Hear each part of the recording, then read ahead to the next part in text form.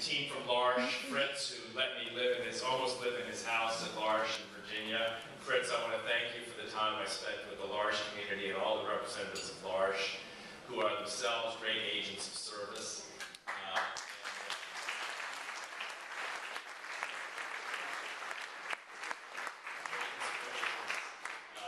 To all of us. I thought, I don't know if the rest of you were listening or connected as much as I did, but Mark, I thought your remarks were just spectacular, really beautiful. I haven't heard any lawyer talk like that. I mean, I was like, wow, lawyer. So, I mean, I'm going to be pitching business for you right.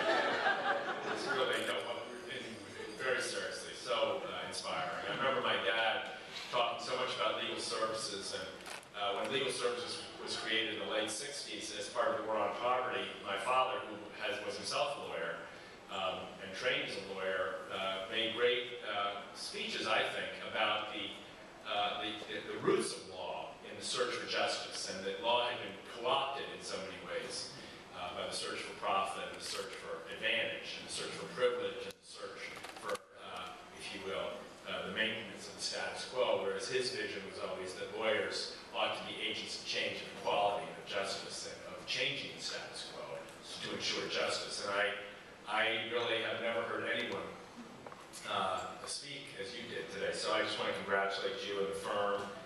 Clearly you have a culture that's extraordinary in the world of law, and you've done wonderful things. I thank you for your help of Special Olympics as well.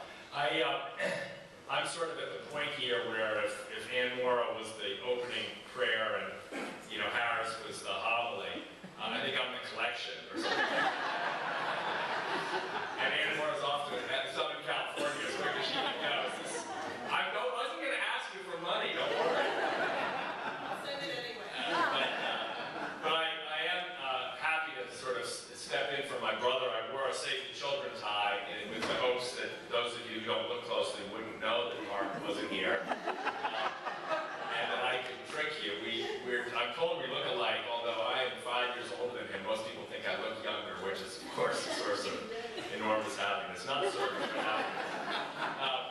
But I want to just offer a few quick reflections maybe tonight. You've heard so much inspiration already, I don't think you need more, but on the question, I think, Jim, you introduced this issue of what do we receive?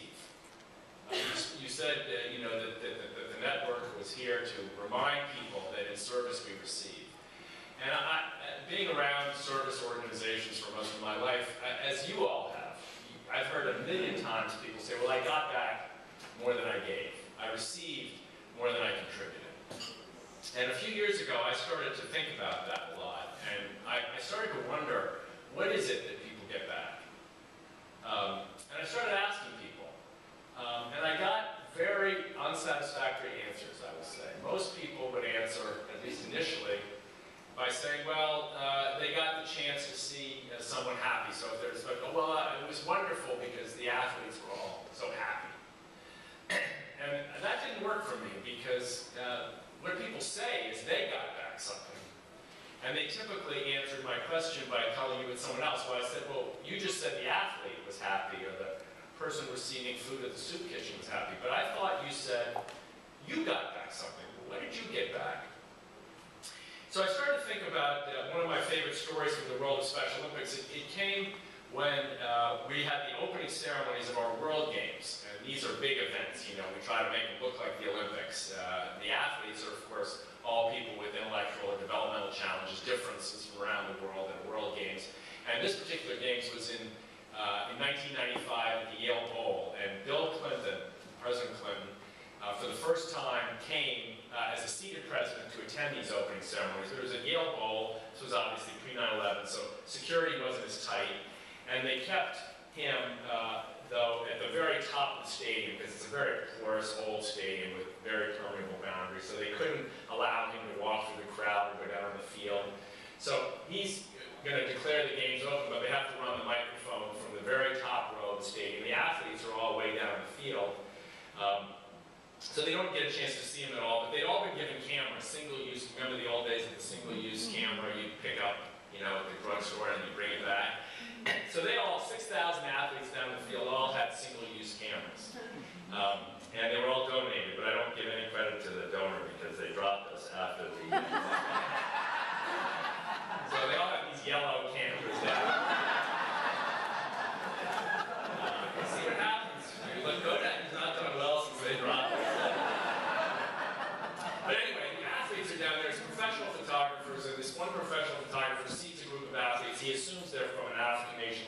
a very colorful garb. And he sees they've got about 10 of them, and they've all got their cameras, and they're trying to get a picture of the president. He looks more closely, he notices that all the cameras are backwards, that the lens is pointing towards the nose, and the athletes are all holding it up, and the lens is like this, and he sees that he's going to go over and help them. And so he doesn't know if they speak English, but goes over and says, "You're trying to get a picture of the president," and the athlete sort of gestures, unsure. And he says, "When you're trying to get a picture, you have to turn the camera around, and then you point the lens and push the button, you get a very good picture." And the athlete goes, "Oh, thank you," he says, "but if you hold the camera backwards and look through the viewfinder, it works like binoculars. And you can see the president just fine."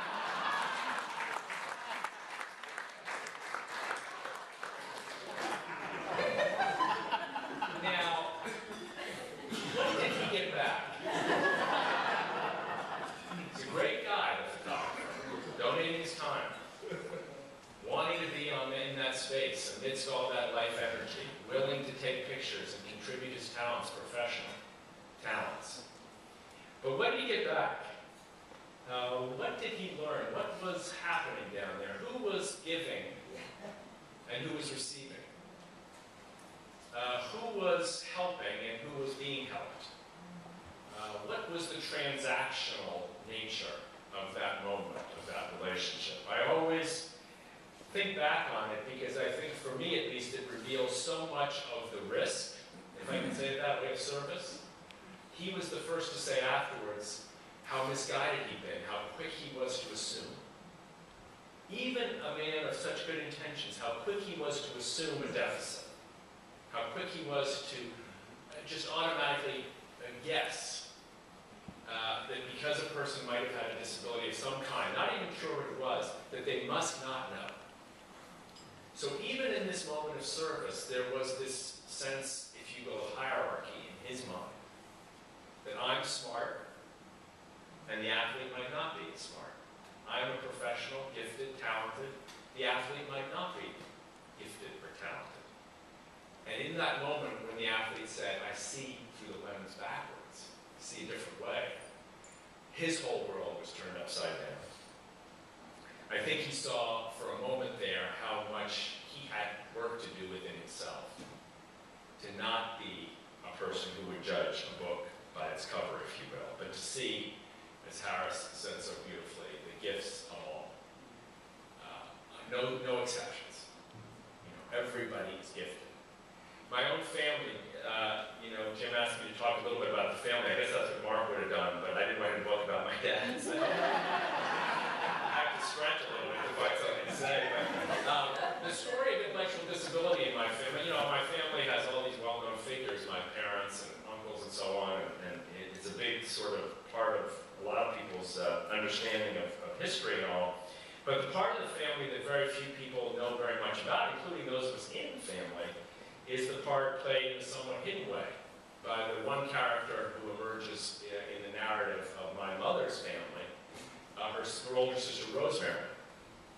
Rosemary was born in 1918, which is just a few years after the wildly successful film The Black Stork came out, which was a film counseling with a famous doctor, which chronicled the efforts of doctors to ensure that people who had children with intellectual disabilities would allow them to die in the hospital. She was born 9 years before the Oliver Wendell Holmes decision in Buck v. Bell, for those of you who are lawyers, where he wrote that 3 generations of imbeciles are enough, which sanctioned the forced sterilization of people with intellectual disabilities in the institutions of the United States in wholesale form. It was a decision that stood for some time, which resulted in the unjust medicalization of disability and the absolutely horrific treatment of people so diagnosed for almost a century. She was born to a large family, 9 children, Irish, Catholic, deeply committed to service, deeply committed to their faith, a family of means. But when, after a difficult childhood, she went to school, and the report card came home, my grandmother saying, "Your daughter is," in the language of the time, mentally retarded. My grandmother wrote in her I am heartbroken. I'm heartbroken, and my mother would often say that she would watch her mother calling around to people saying, where can I find something for Rosemary? Where can I, is there a doctor, is there a teacher? And she used to reenact it for me. Grandma would put the phone down, she would say, and say, there's nothing for Rosemary. Heartbroken.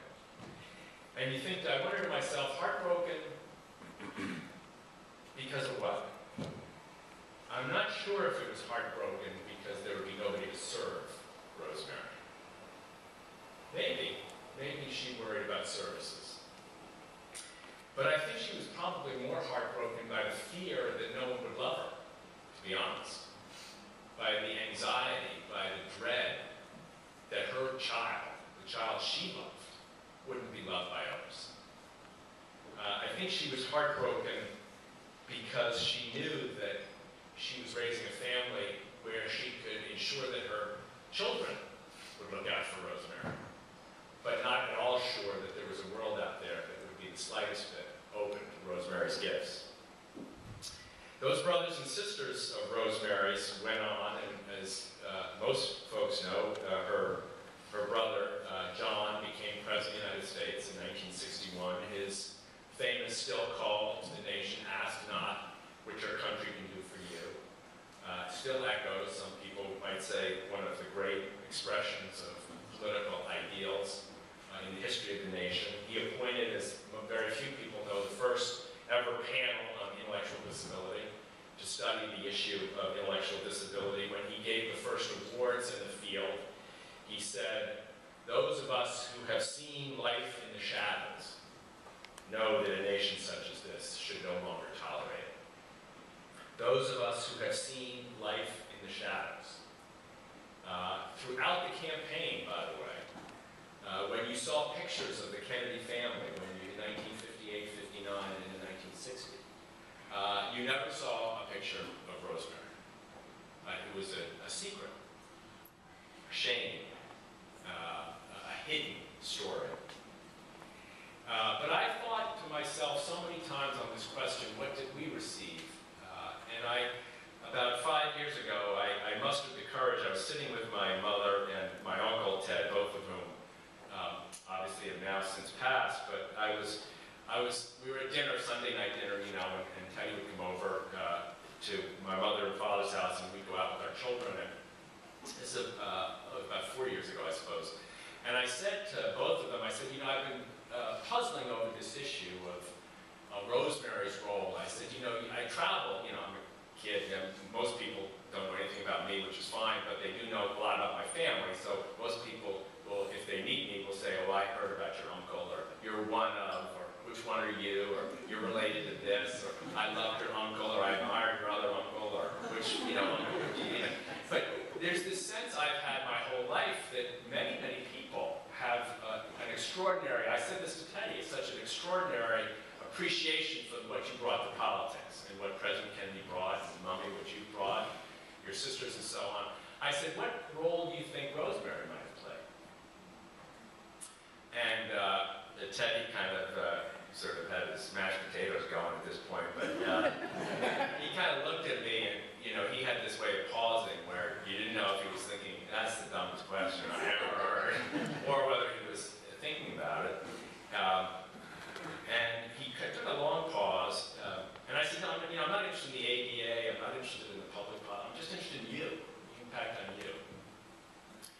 And he said, I'll never forget this one party. He says, we were in Palm Beach, and we went over to this party, and he looks at my mother, Uni, I don't think you were there, just sort of sticking to her a little bit. He says, but we were there, and Jack was there, and I was there, and Rosemary was there. And he says, I looked up at one point, and I saw Rosemary had gone off, and she was sitting by the pool by herself. And all the other young people were socializing.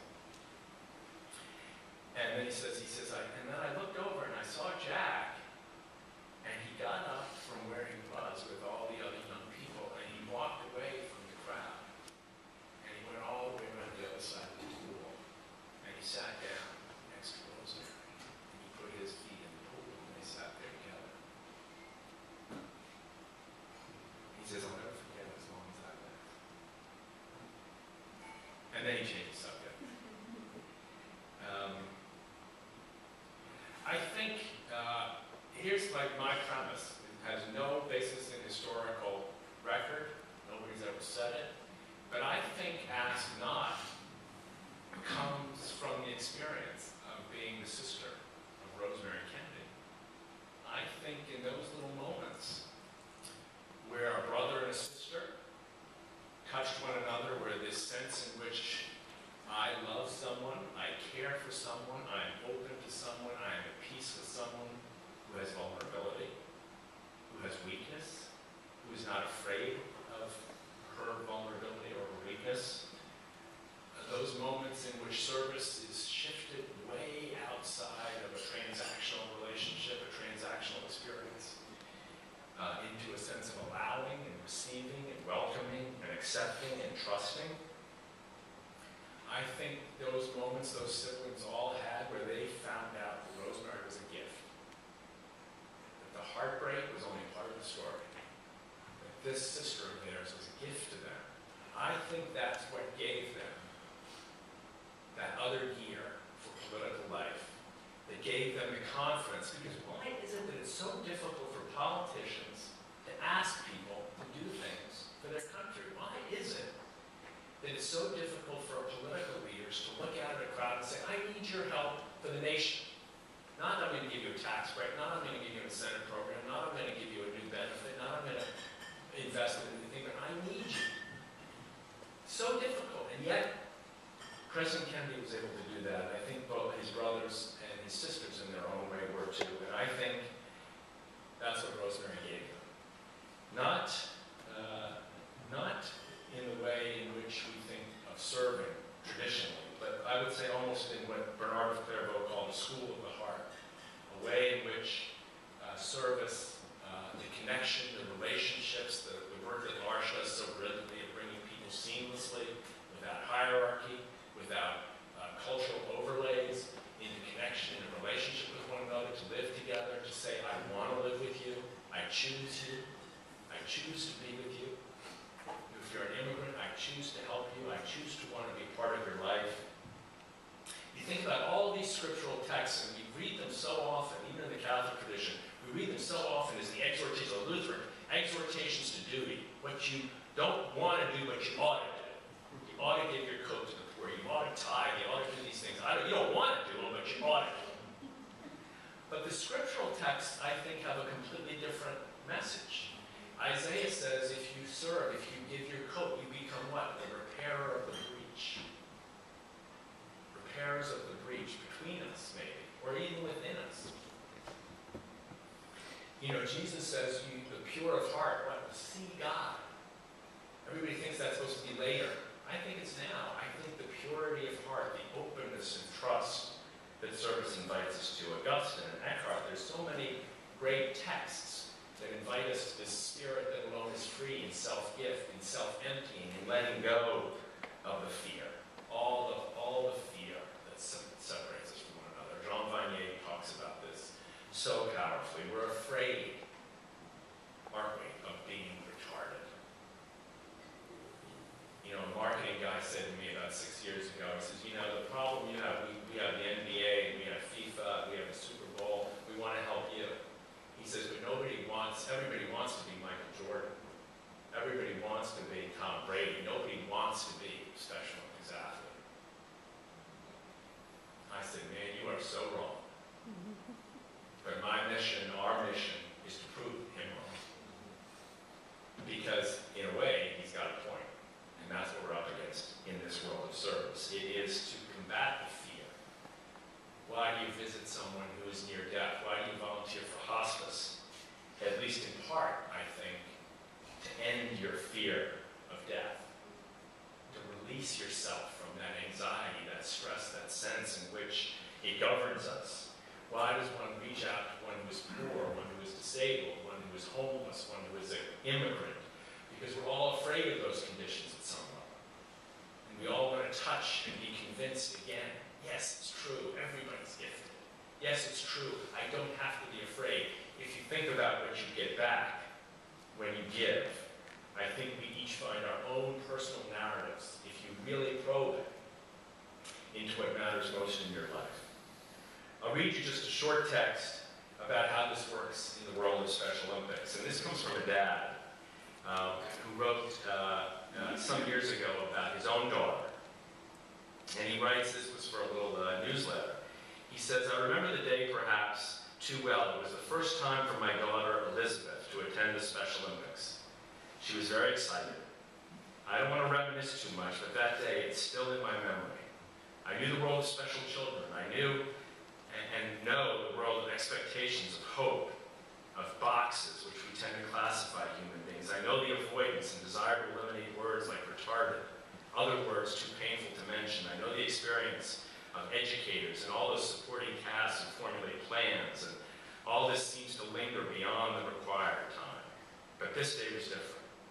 I recall her lining up with 5 or 6 other athletes. There was anticipation in the air, officials and whistles and flags and tapes to break, and then the race began.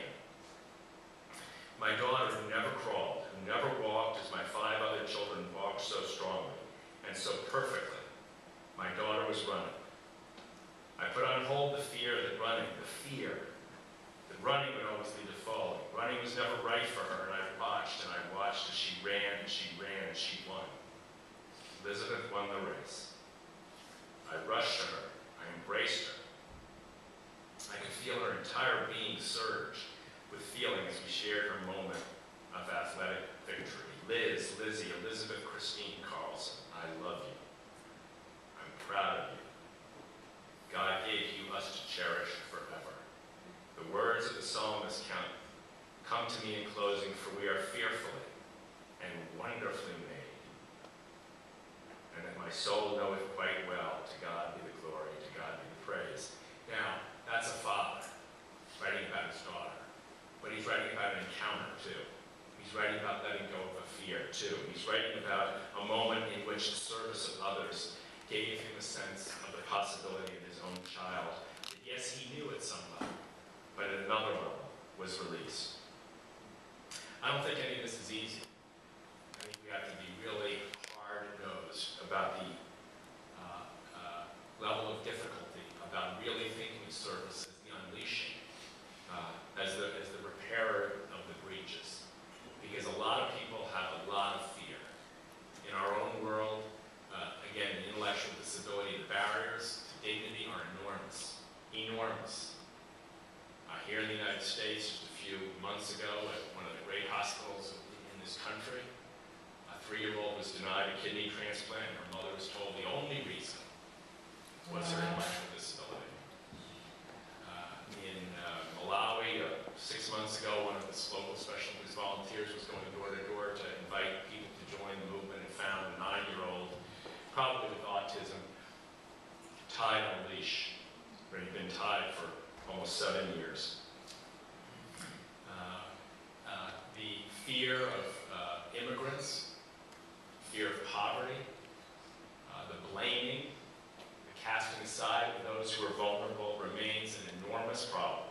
And I don't think we should be at all naive about the if you will, the revolutionary nature of what service really ought to be.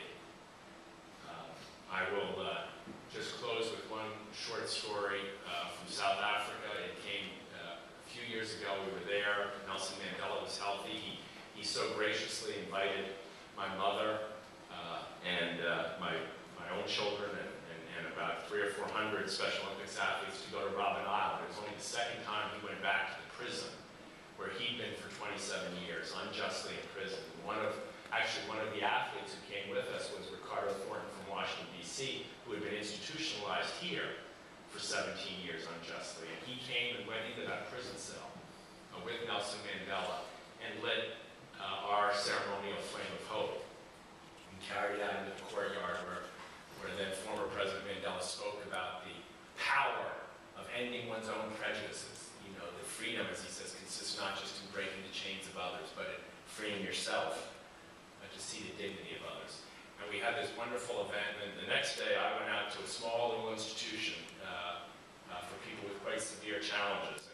And we were going to run what we call a motor activities day there, which is the very basic sports activities for people with the most significant challenges, people who might not have any ambulatory capabilities might be nonverbal, but still some activity that they can compete in, can play in, can enjoy, can be celebrated for. And this is an institution maybe 4 times the size of this room, maybe 100 people living in it, 6, 10, 12 to a room, concrete floors. A very difficult setting to see human beings trying to live a full and meaningful life. And so we came out into the common room, and in the common room there was a sort of center place here, and different athletes were coming out, and they were throwing softballs and catching them and playing games, and I was sitting on the periphery, and sitting next to me was a couple of moms had come, and there was one of the residents there who was in a wheelchair and was not verbal and clearly didn't have a lot of motor control of his own body, and his mom was sitting next to him. And she was just rubbing his neck, you know, just like a mom or would, and just kind of rubbing in the back of his neck like this. And I'm thinking that tomorrow I've got a meeting with the Assistant Minister of Education, so I figured I'm going to ask this mom for some insight, you know, what should we be? So I say to her, you know, I was introducing myself, I'm Tim, I'm here, we're watching, you know, these games going on in front of us, and I said, you know, I'd love to get your ideas on what we should argue for change here in South Africa. And she sort of looks at me kind of nicely, but sort of indifferently, and says, oh, I'm fine, we're fine. And I said, well, you know, I'm an American, you know, I'm trained by Harris Wofford to find something I can do to make a difference, and trained by my dad, so I said, well, you know, I know you're fine, ma'am, but, you know, this is, you know, there's a lot of challenges. I don't want to say this institution's horrible, but, you know, there's a lot of challenges here, and I mean, there's got to be ways we can improve things here in South Africa. And she just keeps scratching her son's neck like this, and, you know, he's in one of those chairs that includes neck supports and so on. And she dabs his mouth because he can't quite close it completely himself. And she says, no, she says, we're just fine. And so I'm taking like a deep breath, and I'm counting to 10, and like, this is not helping me at all, you know. And I said, well, you know, I'm going to have a meeting tomorrow with the Assistant Minister, and I'd like to be able to suggest strategies to improve, you know, either in education or other areas, the services here. And so finally she interrupts me, and she looks at me, and she says, Mr. Shriver, I've told you we're fine. She said, you know, my Daniel, she looks over at her son, has taught me something most parents never learn. He's taught me the meaning of unconditional love. She says, we're fine. Thank you very much. I think the great challenge of the future of the network is, as you said at the very beginning, Jim, is to teach those who serve the spiritual life of service, to teach and remind us that service, yes, can be about goods and services, and yes, it can be about public policy and social change. But more than anything, it has to be about how we all become closer to this ideal that everybody has gifts, and that in service we reach out to try to discover ways in which we can let go of our own prejudices and fears, and discover through an open heart, through a pure heart, if you will, not just how we can see some God who may be sitting up above a cloud, but the God in front of our eyes, face to face. So thank you all for listening, for being here, and for the work you do, and for allowing me to step in for my brother. And please, regardless of what you think, please tell him if you see him that I was fantastic. Thank you.